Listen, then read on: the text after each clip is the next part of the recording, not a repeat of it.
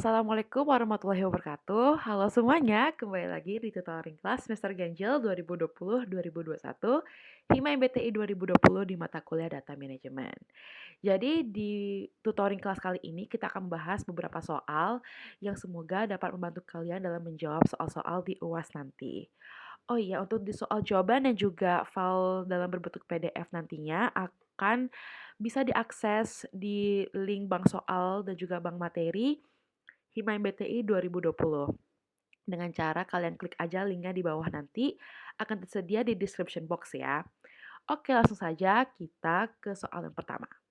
Oke, jadi ini ada pertanyaan pertama dari minggu pertama, yaitu the foundational system for collecting and analyzing large volumes of data across an organization is the definition of.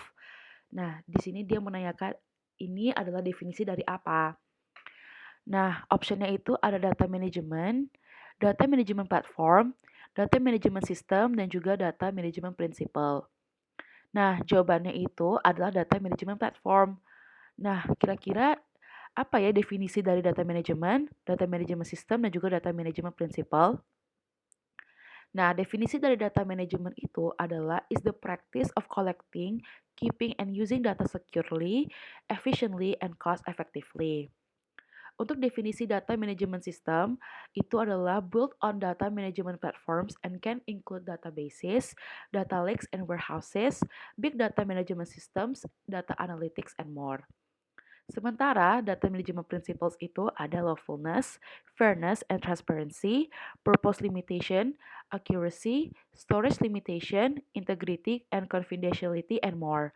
Therefore, the answer should be B. Jadi jawabannya ini adalah data management platform karena ini adalah definisi dari data management platform. Pertanyaan kedua, ini dari minggu kedua, yaitu Business Process Management atau BPM life cycle is. Nah, optionnya itu adalah modeling, design, optimization, monitor, execution. B, optimization, design, execution, modeling, monitor. Yang C, monitor, execution, modeling, design, optimization. Dan D, design, modeling, execution, monitor, dan optimization. Jawabannya adalah D, design, modeling, execution, monitor, and optimization. Ini penjelasannya. Jadi ini adalah bentuk life cycle dari business process management yang berawal dari design, modeling, and simulation, execution, monitoring, dan juga optimization. Jadi jawabannya adalah D.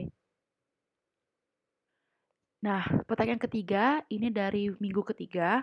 Jadi di sini ada what is the rule of this flowchart symbol. Nah, ini ada satu flowchart symbol. Nah, ditanya di sini adalah aturan pemakaian dari flowchart symbol ini.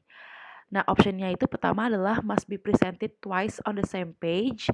Terus ada must be described in a different flowchart. Terus ada must be begun with a verb. Yang terakhir must be used to identify the start of a business process.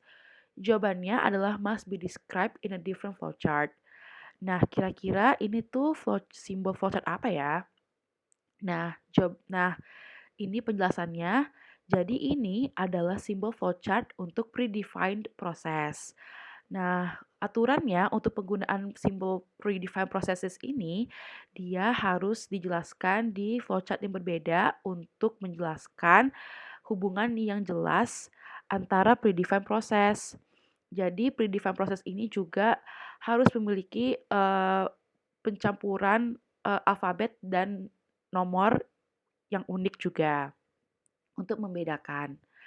Nah, sementara untuk must be presented twice on the same page ini aturan flowchart simbol apa ya? Ini adalah untuk flowchart simbol continuation symbol. Kalau ini must be begin with a verb ini adalah aturan untuk sebuah aktivitas. Jadi kalau ada simbol flowchart aktivitas itu di dalamnya itu kata-katanya itu harus dimulai dari kata kerja untuk menyatakan kalau itu adalah sebuah aktivitas. Kalau must be used to identify the start of a business process itu adalah aturan dari simbol start. Nah, seperti ini.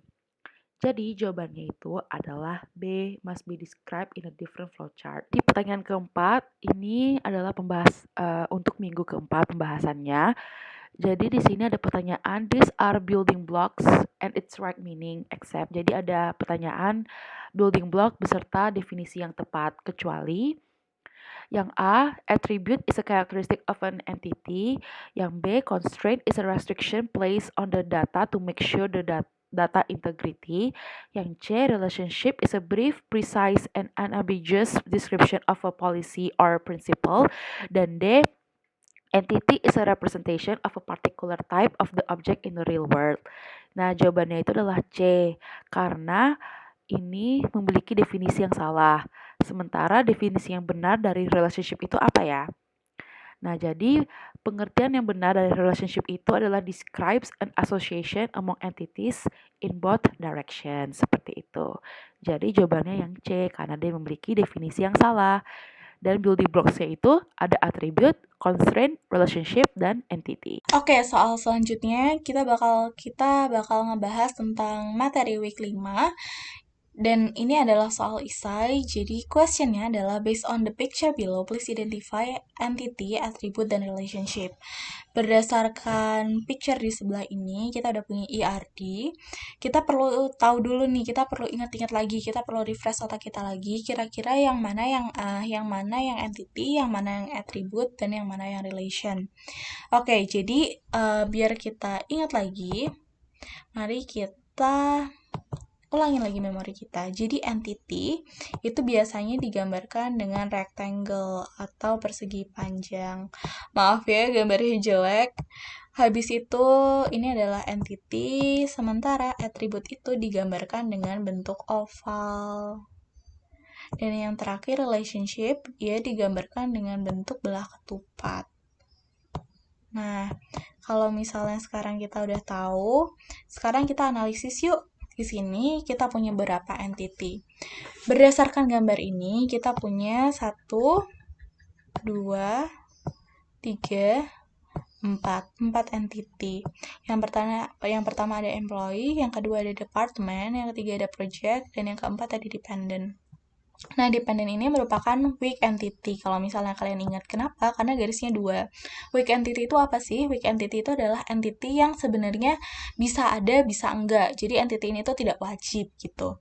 Pokoknya yang garisnya 2 itu tuh merupakan weak, yang artinya tidak wajib, seperti itu.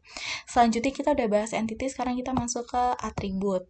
Nah, kita mulai dari atribut employee dulu ya. Di sini kita ada first name, ada minute, ada last name yang masuk ke dalam atribut name. Terus kita juga ada SSN yang merupakan key attribute karena dia ada garis bawahnya. Kita juga ada birth date, ada address, salary, and sex. Nah, lanjut kita ke sebelah sini di manage. Kita punya satu atribut yaitu start date. Lanjut, kita naik ke sini ke departemen, ada 3 atribut yang bisa kita lihat, ada 2 atribut, ada 2 key atribut dan ada satu weak atribut. Di sini kita bisa lihat kalau misalnya key atribut kita adalah name dan number, sementara weak atribut kita adalah location. Terus kita juga punya tambahan atribut yaitu number of employee. Selanjutnya kita turun ke bawah di project, kita bisa lihat kalau kita punya 2 key atribut yaitu name and number. Sementara kita punya atribut lain yang namanya location.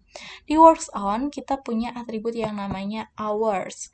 Dan di dependent kita punya atribut yang namanya name, sex, birth date, and relationship. Terus selesai kita bahas atribut, kita bakal ngebahas relationship.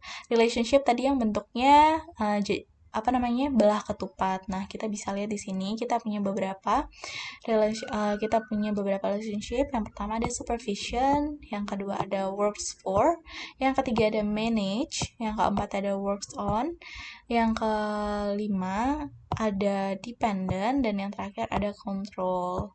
Nah, kalau misalnya tadi kalian ngerasa aku ngomongnya terlalu cepat, kita bisa lihat di sini.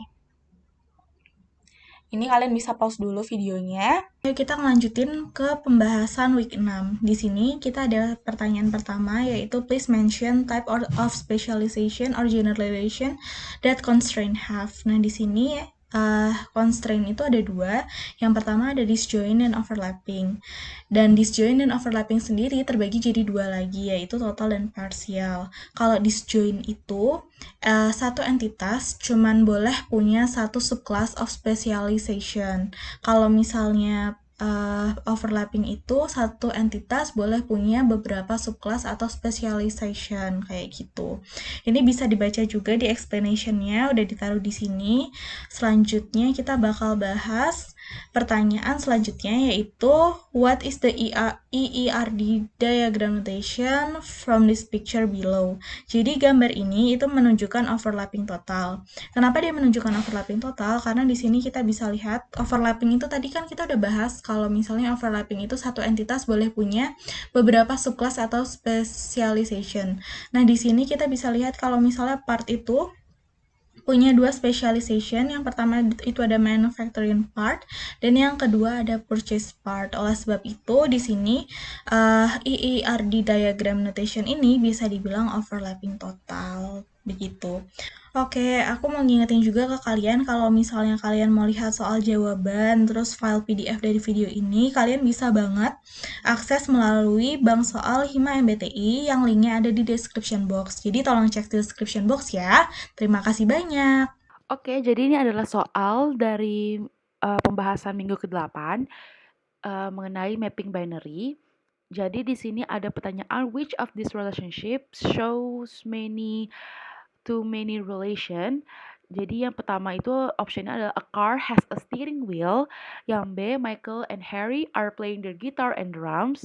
Yang C, the girl arrange her dolls. Dan yang D ada he only brings a pen. Nah, jawaban tepatnya itu adalah Michael and Harry are playing their guitar and drums. Kenapa? Nah, ini adalah pembahasannya. Jadi di sini mengenai mapping binary ya. Jadi di mapping binary itu ada 3 jenis relationship atau 3 jenis hubungan. Yang pertama itu one to one to many, sama many to many. Jadi perbedaannya itu apa? Kalau one to one ini menunjukkan kalau satu identitas saja hanya bisa berhubungan dengan satu identitas lain. One to one, satu ke satu. Nah, dari pilihan ganda yang kita punya, ini cocok dengan opsi A dan juga opsi D. Opsi A itu a car, sebuah mobil memiliki satu kemudi, dan juga he only brings a pen. Anak laki-laki itu hanya membawa sebuah pena, menunjukkan dia hanya memiliki satu hubungan dengan satu hubungan saja dari satu identitas yang lain, one to one. Kemudian ada one to many, satu hubungan bisa memiliki hubungan yang banyak. Jadi satu identitas itu hanya bisa memiliki suatu hubungan dengan identitas lebih dari satu. Nah, dari multiple choice yang kita punya, ini cocok dengan opsi C, yaitu the girl arrange her dolls. Anak perempuan itu sedang mengemasi atau sedang mengatur boneka-bonekanya. Nah, anak perempuannya kan satu nih, sementara dolls-nya banyak bonekanya, jadi one to many. Dan yang C ada hubungan many to many, banyak ke banyak. Jadi ini menunjukkan kalau banyak identitas itu bisa berhubungan atau bisa memiliki hubungan yang banyak juga, memiliki hubungan yang banyak dengan identitas yang lain gitu. Identitasnya banyak gitu. Dari multiple choice yang kita punya, ini cocok dengan opsi B. Karena opsi B itu dijelaskan situ Michael dan Harry bermain gitar dan juga drum gitu. Jadi ada dua identitas yang berhubungan dengan dua identitas yang lain, Michael dan Harry dan juga gitar dan drum. Nah, pertanyaannya ini adalah dia meminta hubungan yang menunjukkan hubungan many to many. Jadi cocoknya adalah opsi B yaitu Michael and Harry are playing their guitar and drums. Kalau ini tadi saat one to one, ini one to many, yang ini one to one. Oke, jadi ini ada pertanyaan yang berhubungan dengan materi normalization. Jadi di sini pertanyaannya itu adalah an attribute is fully functional dependent if sebuah atribut ini bisa berfungsi secara fully functional dependent jika titik-titik-titik. Nah, jadi di sini ada optionnya yaitu it holds on a set of attributes, it is functionally dependent on that attribute and not on any of its proper subset. Dan C, it is an indirect relationship. Dan D, there are more than one independent multi-valued attributes in a table. Jadi ini membahas definisi dari 4 jenis functional dependencies. Nah, jadi ada 4 tipe functional dependencies di normalization. Yang pertama adalah full dependencies, partial dependencies, transitive dependencies, dan juga multi-valued dependencies. Jadi pengertiannya itu, kalau full dependencies itu, an attribute is fully functional dependent on another attribute if it's functionally dependent on that attribute and not on any of its proper subset. Yang B, partial dependencies itu a form of functional dependency that holds on a set of attributes.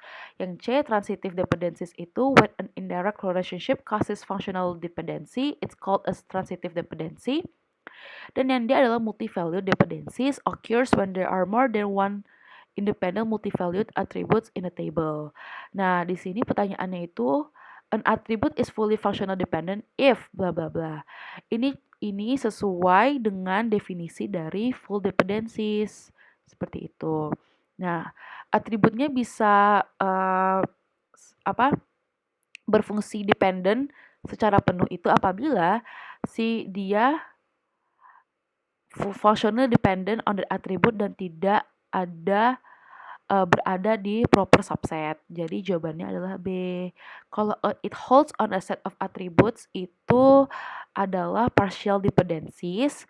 Kalau it's an indirect relationship itu adalah transitive dependency. Kalau there are more than one independent multi-valued attributes itu adalah multi-valued dependencies. Nah, di sini ada pertanyaan untuk minggu ke-10 yang berhubungan dengan MySQL ya. Jadi minggu ke-10 itu kalian sudah belajar mengoperasikan atau mengolah data menggunakan MySQL. Nah, pertanyaannya itu adalah what is the command to create a table? Nah, jadi di sini ditanyanya command untuk membuat table di MySQL. Nah, di sini kalian harus tahu command-nya apa untuk membuat tabel. Yang pertama ini A, create database name. Nah, database name di sini nama database kalian. Contohnya kita database name-nya itu data management gitu. Jadi create database data management seperti itu.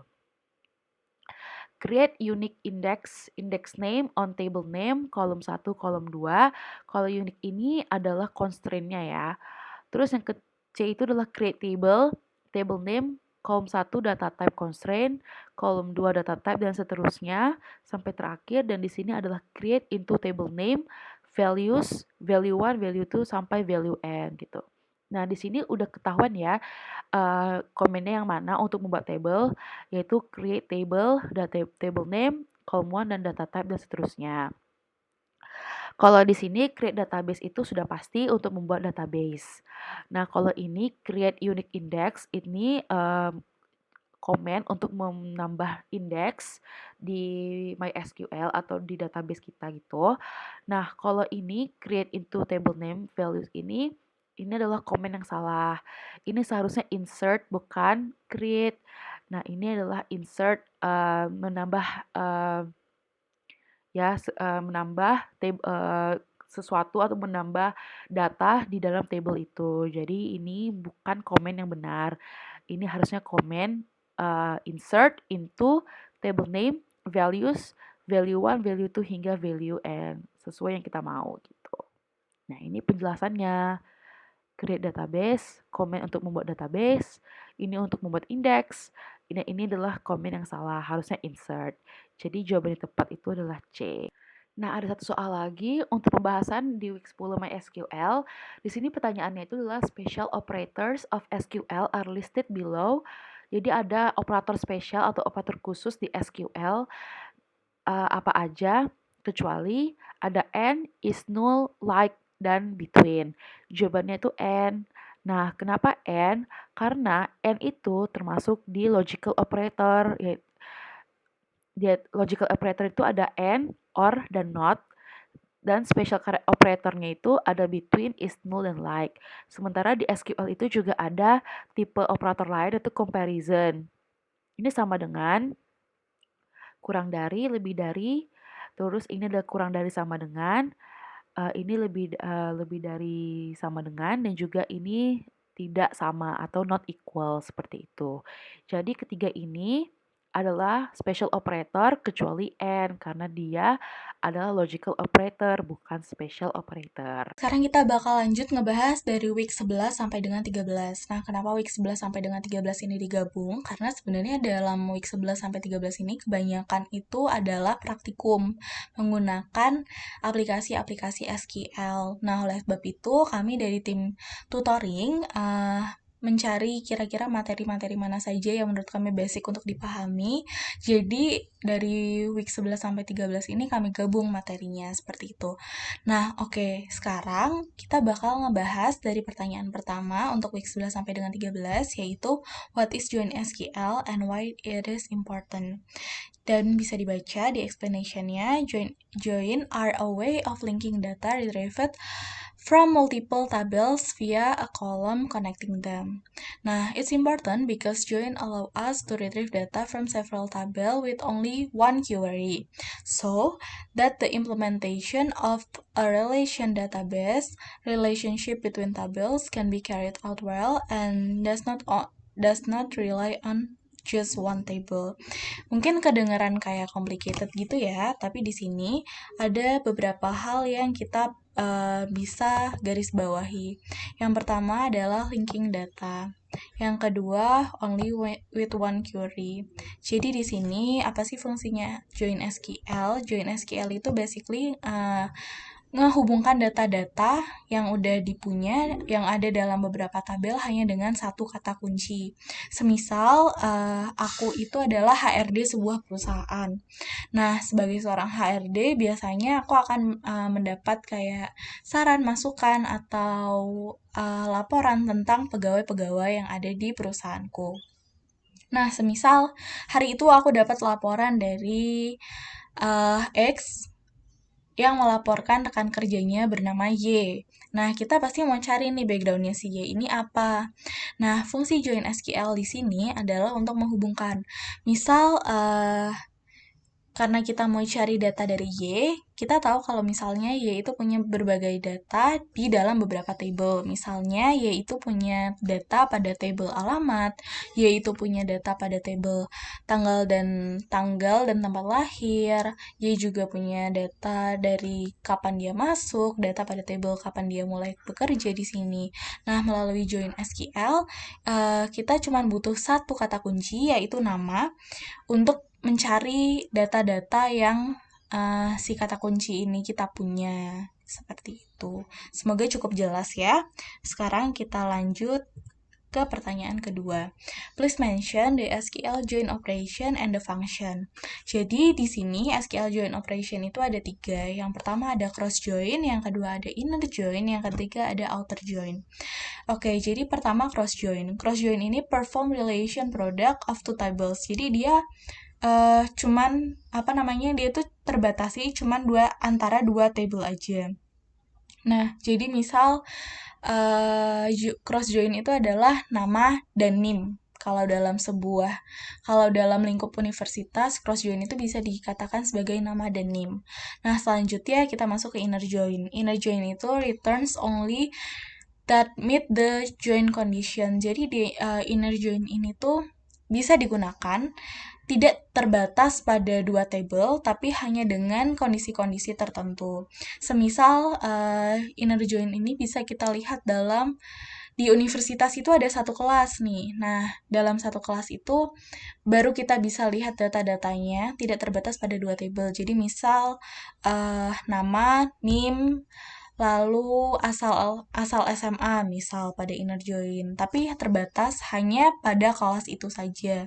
Sementara kalau outer join itu returns not only the row matching the condition, it also returns the row with unmatched value.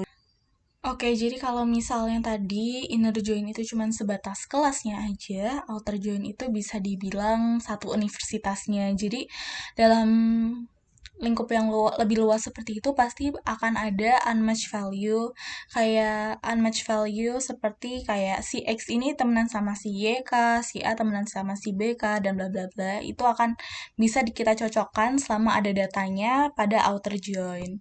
Oke, kenapa yang dimasukin pada SQL join operation ini cuma tiga ini aja, cross join, inner join, dan outer join? Padahal mungkin kita pernah dengar ada union, union all, intersect, dan minus. Kenapa nggak dimasukin? Karena union, union all, intersect, and minus itu adalah relational set operator. Dia bukan SQL join operation. Dia bukan bagian dari SQL join operation. Dan bagian dari SQL join operation ini cuman cross join, inner join, dan outer join. Oh iya, cross join itu cuman ada cross join sendiri, tapi inner join dan outer join itu ada bagiannya lagi. Jadi inner join itu bagiannya itu ada natural join, ada join using clause, ada join on clause. Nah, kalau outer join itu ada left join dan right join. Nah, selanjutnya kita bakal masuk ke last question, yaitu which of following is not a part of an inner join? Jadi kayak yang tadi aku udah sebutin, kalau misalnya kalian merhatiin, ada tiga bagian dari inner join, yaitu natural join, join on clause, dan join using clause. Berarti yang bukan part dari inner join adalah cross join. Kenapa? Karena cross join itu adalah SQL join operation, salah satu dari SQL join operation.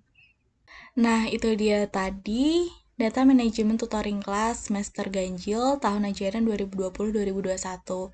Terima kasih teman-teman udah mau nonton sampai akhir dan semoga tutoring kelas ini membantu kalian untuk menyelesaikan UAS kalian.